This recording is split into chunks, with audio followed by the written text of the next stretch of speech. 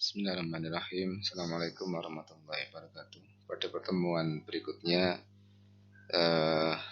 sistem informasi geografis teori, yaitu kita membahas tentang kualitas data geografis, data kesehatan, kemudian integrasi basis data dan data sharing.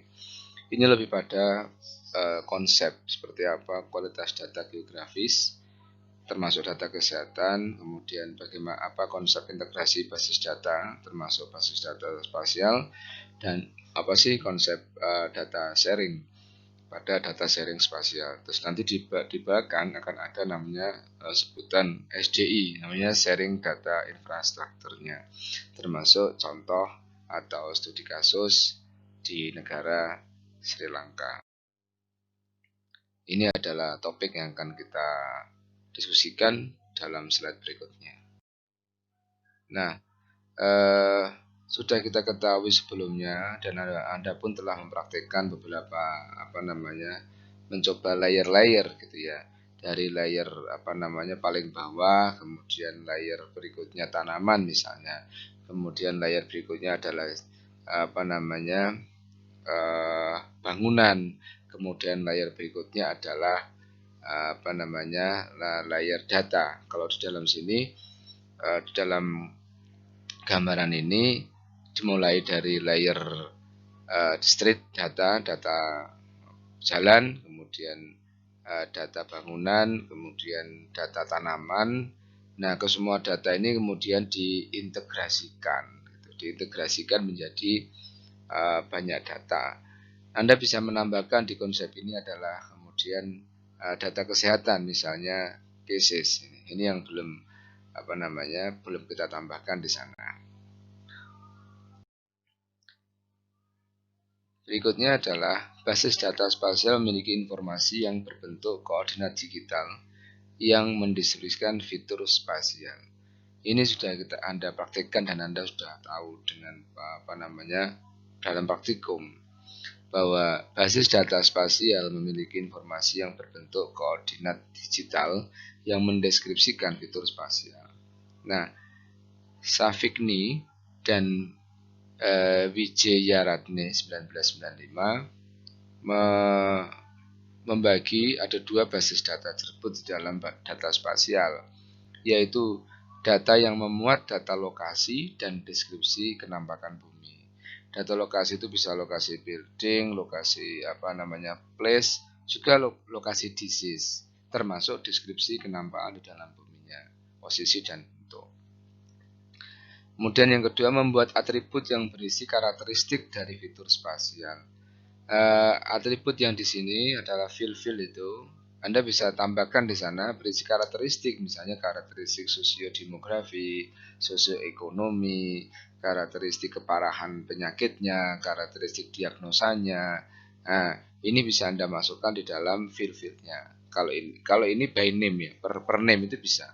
Misalnya untuk menggambarkan penyakit kondisi kasus kanker di tahun sampai tahun 2. Kalau kanker itu bisa sampai tahun 2020 di suatu tempat, by name misalnya, name-nya ini, nama A itu kondisi kanker, misalnya kita mengambil kanker kanker hati misalnya, cirrhosis, CA cirrhosis, kanker hati, kemudian diberikan keterangannya tahun 2020 dengan kondisinya seperti apa. Apakah dia kondisinya stadium 1, 2, 3 atau berat tidak berat. Kemudian apakah ada kondisinya dalam tahun 2020 si orang tersebut adalah masih hidup atau sudah meninggal. Data seperti ini adalah berisi karakteristik. Nah, dalam penyakit non-communicable disease berbeda dengan penyakit communicable disease atau infectious disease.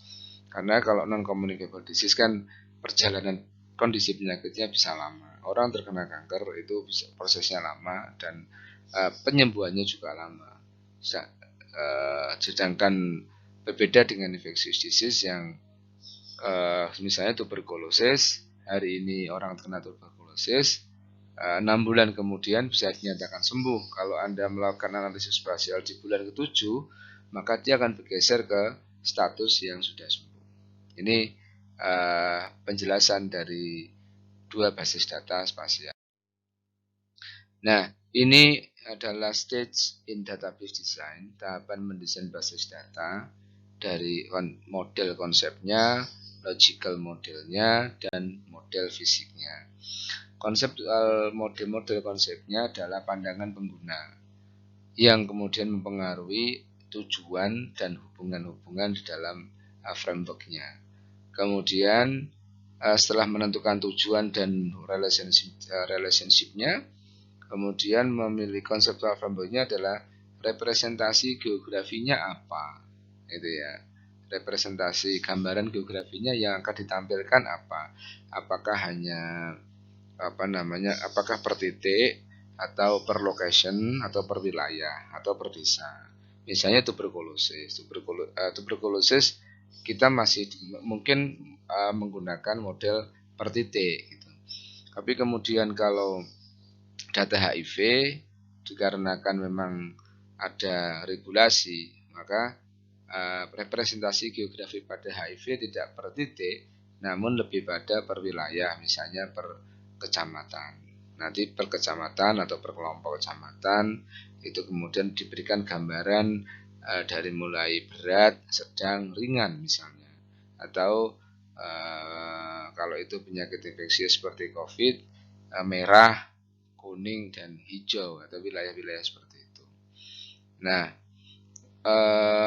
berikutnya adalah logical model. Pada model logis itu langkah berikutnya adalah menentukan tipe-tipe database geografiknya apa. Kemudian menentukan struktur database geografiknya. Jadi tipenya apa, kemudian strukturnya apa. Yang berikutnya adalah skema database-nya. Secara fisik dibikin skemanya seperti apa. Ini adalah tahapan mendesain basis data secara dalam konsep geografik sistem. Nah, kita masuk kepada data kesehatan dalam SIG.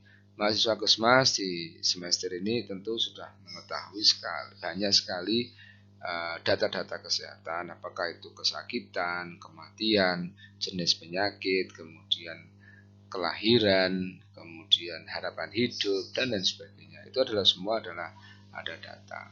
Maka Stroop et al. 1993 menyampaikan, yaitu menyajikan sumber data yang berhubungan dengan kesehatan masyarakat. Ini kalau bicara tentang data kesehatan masyarakat dalam SIG. Nah, kemudian kesemuanya diintegrasikan dengan data spasial berbentuk layer atau lapisan dengan data kesehatan, sosial, termasuk informasi lingkungan dan lain sebagainya yang akan membentuk suatu gambaran informasi geografis kesehatan. Ini adalah contoh. Anda mungkin sudah mempraktikkan atau nanti akan mempraktikkan tampilan data kesehatan dalam SIG, misalnya peta persebaran leptospirosis di Kabupaten Boyolali tahun 2015 misalnya. Yang di sebelah kanan itu adalah tempat ada yang merah, ada makanan itu adalah Pulau Jawa, yang kemudian di manakah letak Kabupaten Boyolali di antara Pulau Jawa. Yang sebelah kiri yang besar adalah peta Kabupaten Boyolali yang tentu ada di sana ada tumpukan layer batas administrasi, kemudian sungai dan lain sebagainya. Yang sebelah atas adalah legend, keterangan-keterangan dari apa yang akan disampaikan dalam visualisasi data geografis.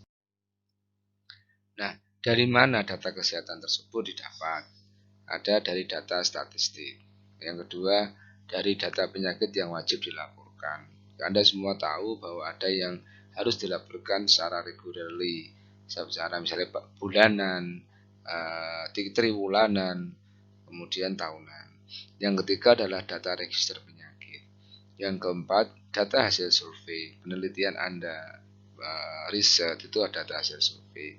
Kemudian yang kelima, data sensus. Nah, di sini kalau Anda membutuhkan untuk skripsi dan mau melampirkan sensus misalnya, Anda bisa download di BPS kemudian lembar sensusnya, kemudian Anda lihat kalau ada yang penting dalam sensus itu, Anda bisa minta data itu ke BPS untuk Anda lakukan analisis data dalam satu wilayah-wilayah tertentu misalnya. Ini data-data sensus. Tapi dipelajari dulu kuesioner pada kuesioner sensus yang dilakukan pemerintah atau pemerintah setiap sekian tahun sekali. Dan kemarin ada sensus ekonomi, sensus apa dan sebagainya. Termasuk riskosdas. Kalau riskosdas itu adalah dasar hasil survei karena dia ngomongin riset kesehatan dasar. Jadi dia sifatnya tidak sensus, sifatnya tidak regularly, sifatnya tidak ditentukan dalam batas waktu, tapi kebutuhan-kebutuhan khusus. Ini kembali kepada materi perbedaan survei dan perbedaan sensus. Lalu kita memasuki pada diskusi integrasi basis data. SIG memiliki kemampuan untuk menghubungkan integrasi dan memanipulasi berbagai data spasial. Lalu basis data apa saja yang diintegrasikan? Yaitu basis data ordinat, basis data sosiodemografik, basis data ekonomi, misalnya usaha kecil menengah. Anda mau mengkoneksikan data usaha kecil menengah dengan mengkoneksikan keadaannya COVID ya, COVID-19 infection. Nah, Anda mau mengkoneksikan itu untuk memperlihatkan wilayah tertentu dengan keadaan ekonomi usaha kecil menengah misalnya. Yang keempat, contoh lain adalah basis data kejadian penyakit. Nah, ini semua Anda jadikan satu bisa, kemudian untuk melakukan visualisasi data dan lain-lain. Nah, tantangan dalam integrasi database, tentu ada tantangannya, adalah dataset yang dimiliki itu memiliki ragam yang berbeda-beda, resolusi yang berbeda-beda, kemudian perluasan data geografis, atau mungkin ada pemekaran gitu ya. Dalam satu kabupaten, misalnya 30 kecamatan dimekarkan ada 34. Ini harus Anda pahami bahwa ada perluasan data geografis atau data tempatnya dan lain sebagainya. Maka perlu ikuti prosedur dalam menghubungkan dan mengintegrasikan dataset spasialnya. Tentu harus diikuti prosedur-prosedurnya. Jangan sampai data yang Anda akan sampaikan itu ternyata nanti berbeda-beda atau perluasan data. Ini data lama ini dulu, sekarang sudah 34 puskesmas atau 34 kecamatan, tapi ini baru 30 lah, maka Anda kembali lagi nanti untuk melakukan analisis kembali. Berikutnya adalah kita mendiskusikan data sharing. Data yang diperoleh dari ranah kesehatan dan ranah geografis kemudian disatukan untuk menciptakan sebuah peta spasial kesehatan. Onsert dan Ruston 1995 berpendapat dengan adanya data sharing atau berbagi data antar kelompok keilmuan, organisasi, atau pihak lainnya akan memberikan dampak yang menguntungkan bagi perkembangan dan penggunaan SIG. Data sharing berarti membagikan basis data antar banyak pihak, sehingga akan menghindari segala bentuk usaha dalam pengembangan SIG dalam pengembangan SIG kaitannya dengan kesehatan yang dilakukan berulang-ulang. Data sharing ya, Anda tahu lah sekarang ini kalau milenial zaman now akan tahu namanya data share, yaitu sharing data antar satu kelompok dengan kelompok yang lain, atau misalnya kalau kasus tuberkulosis adalah kalau inputnya adalah dari petugas desa, petugas kecamatan, kemudian sampai kepada dinas kesehatan, ini belum data sharing. Ini masih tampilan data sharing. Tapi kalau data sharing itu adalah nanti setiap beberapa organisasi boleh memasukkan, misalnya yang dimasukkan oleh petugas kesehatan, kemudian di sisi lain ada NGO, misalnya NGO LSM yang sedang membantu funding di dalam yang membantu dinas kesehatan di dalam pengumpulan data. Ini bisa dimasukkan. Jadi nanti datanya bisa dari beberapa kelompok. Nah, data spasial yang dikumpulkan memiliki banyak ranah pengaplikasian seperti yang disebut di atas. Sehingga apabila dilakukan pembagian data spasial, maka akan menghemat pada tenaga, teknologi, dan perawatannya karena tidak satu-satu, tinggal sharing data. Menurut Nedovic, Budik et al. 2004. Dan kualitas data spasial akan lebih baik dan cakupannya semakin luas akibat adanya data sharing. Menurut Raja Bivat dan Williamson 2001. Ini yang dilakukan Esri sebenarnya. Kalau Anda perhatikan yang peta-peta COVID sekarang yang dibuat menggunakan Esri yang ia dilakukan dari Esri, Anda bisa tahu itu. Ini adalah data sharing di mana setiap kabupaten memasukkan datanya masing-masing, kemudian dikumpulkan dalam nasional sehingga kemudian ada database nasional tentang kejadian COVID per wilayah kabupaten misalnya begitu. Konsep kerangka kerjanya dari sharing data itu meliputi bahwa spatial data sharing dipengaruhi oleh willingness to share spatial data, kemauan untuk membagi data spasial. Dan kemauan ini dipengaruhi oleh sikap, kemudian social pressure dan kontrol yang dirasakan. Nah, itu sikap orang yang pengen sharing. Kemudian social pressure ya bisa diinikan dan pengawasan yang dirasakan. Misalnya pemerintah nasional mengawasi betul data-datanya untuk sharing antar kabupaten, ya oke, ini maka masuk kepada perceived control. Berikut adalah studi kasus yang di kasus Sri Lanka dan komponen yang direncanakan dalam data infrastruktur, bahwa komponen yang direncanakan dalam sharing data infrastruktur di Sri Lanka meliputi model tata kelola yang menyatukan agensi, kerangka hukumnya, peta portalnya, kerangka datanya, rantai pasokan spasial datanya, sistem modularisasi yang dirancang. Jadi ada 1, 2, 3, 4, 5, 6, ada 6 komponen yang disiapkan di dalam akan membangun sharing data infrastruktur. Anda silakan dipelajari ini secara lengkapnya, ada 6 kira-kira secara garis besar, jika kemudian akan direcall kembali komponen data sharing. Nah, model tata kelola yang dipertimbangkan di Sri Lanka sebagai studi kasus yang seperti saya sampaikan di awal tadi adalah yang pertama, pendekatan yang berfokus pada imperatif nasional strategis. Model tata kelola yang mudah diakses dan kredibel, yang didorong dari atas, ya, dari atas didorong. Kemudian kesiagaan untuk pengalian biaya antar lembaga, termasuk yang berikutnya adalah yang kelima, pelaporan dan pemantauan lintas sektor.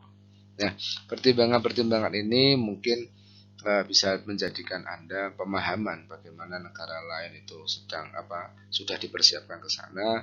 Kita tidak tahu, kita belum dapat informasi seperti apa Indonesia. Namun pada saatnya tentu Indonesia akan masuk ke wilayah data sharing dan akan dibuat tata kelolanya. Nah, untuk pertemuan yang ke-7, ya, setelah ini maka mahasiswa saya minta untuk mencari referensi macam-macam analisis spasial. Misalnya bisa jurnal, buku. Jadi misalnya gini, ada jurnal analisis spasial itu isinya apa? Contohnya apa? Ininya apa? Saya ingin tahu bagaimana setiap kelompok mendapatkan berbagai macam analisis spasial.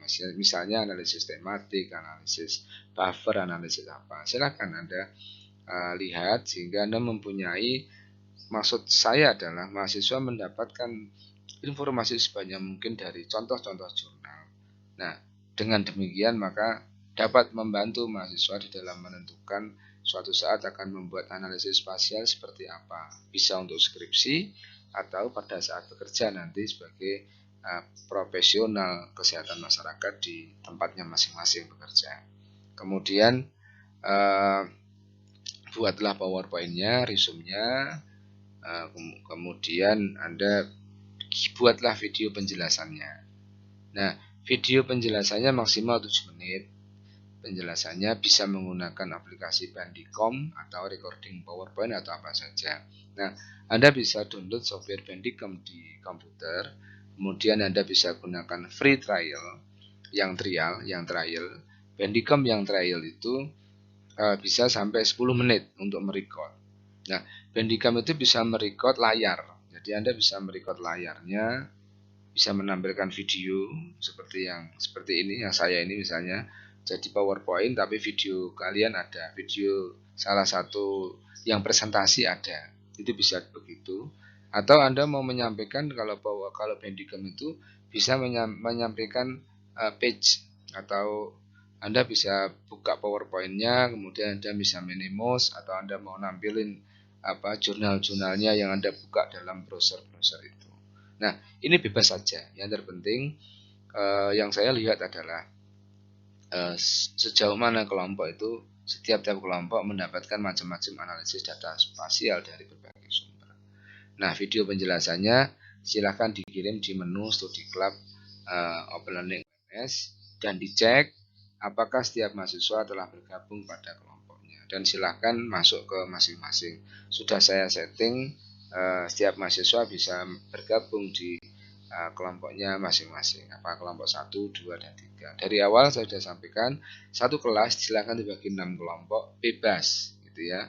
PJ minta tolong menentukan bagaimana koordinasi teman-teman bahwa mereka masuk kelompok 1, 2, 3, 4, 5, 6. Terima kasih.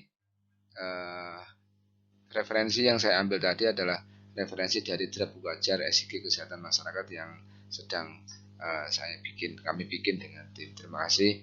Assalamualaikum warahmatullahi wabarakatuh.